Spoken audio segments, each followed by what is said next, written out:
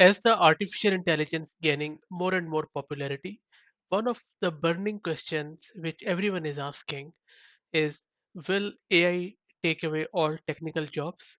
Would there be a mass unemployment spree all over the globe, especially in the developed and developing world? Well, the reality is that AI may automate certain tedious tasks in technical fields, but AI cannot replace the creativity, intuition, and problem solving abilities of human developers or human professionals. Today, and, and more heavily in the future, technical job roles will leverage to assist developers and reduce developer toil. AI will help automate tedious and repetitive tasks such as code reviews, testing, and debugging, which can minimize the time developers spend on these tasks while simultaneously allowing them to focus on more meaningful and innovative work. Overall, this can lead to faster development life cycles and better quality software.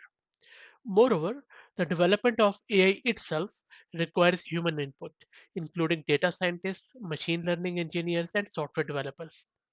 AI is a tool that can enhance human capabilities and helps them to be more efficient and productive in their work. No doubt, jobs will shift, and they always have. But these AI technologies will complement many jobs and create entirely new jobs we cannot imagine today. But soon we will. Thank you.